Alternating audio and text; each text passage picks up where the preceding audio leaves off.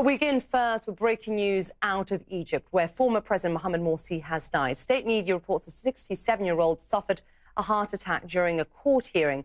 He was facing charges in an espionage case. Now, Morsi was the country's first ever democratically elected president, but his tenure was both short as well as controversial. He'd been in and out of court and housed in prison since 2013 ouster. Halarani has more now on his life as well as his legacy. Mohammed Morsi burst onto Egypt's stage after winning the presidential election, the country's first civilian and Islamist president. The Muslim Brotherhood thrust Morsi into the presidential role after the Election Commission disqualified their first choice, Kharat al-Shater, dubbing Morsi the spare tire. Morsi was born in August 1951 in Egypt's northern Sharqiya governorate. He graduated with a PhD in material engineering from the University of Southern California in the United States. His first foray into politics came as a parliamentarian in 2000. In January 2011, the country entered a new age. Millions of Egyptians demanded President Hosni Mubarak step down. The then banned Brotherhood, reluctant at first, eventually joined the protests. Security forces arrested Morsi and other Muslim Brotherhood leaders on January 28th. He escaped in a nationwide jailbreak 2 days later. The following turbulent 2 years witnessed a new constitution and parliament dominated by the Brotherhood. Morsi became Egypt's first democratically elected president in June 2012. But the new president inherited the country's many problems. Rolling blackouts and gas shortages plagued his presidency. His blunders making him fodder for critics. Late-night comedian Bassem Youssef constantly lampooned the president. Despite several international gaffes, he'd be widely praised for negotiating a ceasefire to Israel's war with Hamas in Gaza in 2012. But it marked the beginning of the end of his presidency. He issued a constitutional declaration giving him pharaonic-like powers. Protesters rebelled, and many were killed outside the presidential palace. It tested his already tense relationship with the judiciary and military. Morsi would replace long-serving Defense Minister Hussein Tantawi with General Abdel Fattah el-Sisi. The struggling economy and perceived Islamist threat to Egypt's identity gave birth to the Tamarad, or rebel campaign. On June 30th, 2013, on his first anniversary as president, millions of Egyptians gathered to denounce their leader. The writing was in the sky. Egypt's future president al-Sisi, the chief of the armed forces, ousted Morsi on July 3rd. Following a controversial but popular coup by the military. It ushered one of the deadliest summers in Egypt's history. Security forces would clear camps of protesting Morsi supporters, killing hundreds of people. The next time we'd see then ex-President Morsi would be in a cage. Despite definitely dismissing the court's legitimacy, a judge still sentenced him to death for his 2011 prison escape.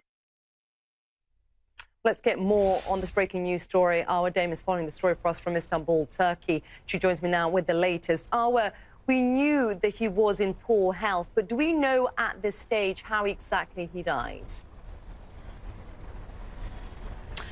No, we're trying to piece that together, Issa. What we do know is that he collapsed while he was in court, and we actually just heard from one of the lawyers for the Muslim Brotherhood who told CNN that Morsi spoke for about 7 minutes before court adjourned, and then about a minute later, according to this lawyer, he heard commotion, people shouting, other defendants screaming. Dr. Morsi has fallen. What we know from state TV is that it appears that he died either en route to the hospital or in hospital at around 10 to 5 local time. But as you mentioned there's going to be a lot of questions about his health and about how detrimental his detention was to his health. And this is something that has been highlighted numerous times by Human Rights Watch, which was in fact in the process of releasing a report about his detention. And then last year, there was a panel that was commissioned by Morsy's family. Members on it were British parliamentarians that last year was warning about how his detention, his lack of access to proper medical treatment. Remember, he had diabetes, he had issues with his liver, he had liver disease. But according to this British report, they were calling his detentions, the conditions under which he was detained, saying that they would constitute cruel, inhuman, and degrading treatment, that they could meet the threshold for torture in accordance with Egyptian international law, and had warned a year ago that inadequate medical care could lead to Morsy's premature death. Now, according to state media, a source has told state media, a source within the prosecutor's office, that Morsy was receiving adequate medical care. And I think we can expect right now to be hearing a lot in Egyptian media about how he was being humanely treated, about how he was receiving adequate medical care. But on the flip side of that, you have a lot of disturbing reporting coming out from individuals, organizations like Human Rights Watch, who have been really digging into the conditions under which he was being held, because as we know only too well, Egypt's track record when it comes to humane treatment of its prisoners is severely lacking. Yeah, and actually, if we can bring up Leroy, my producer, I can ask him to bring up that report from Human Rights Watch, the front page of that report, where it talks about the isolation. There you go. Isolation, years of confinement, violating his rights. There's no access to family or to lawyers. Let me ask you this finally, Awa. How will this be received in Egypt? Does he still have support in Egypt? He does amongst his followers, amongst the members of his party, even though it no longer exists, amongst those who do remain loyal to him and those who do remain loyal to the Muslim Brotherhood.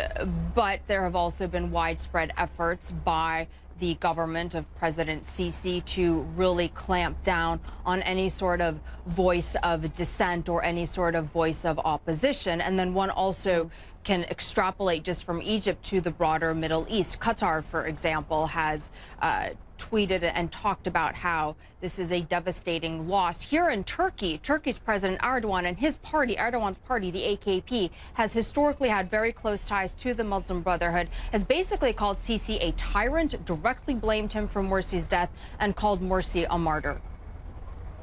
Yeah, we shall keep an eye, of course, on all the developments and the political implications, of course, for Sisi there on the ground in Egypt. Awa Damon for us in Istanbul. Meanwhile, thank you very much, Awa.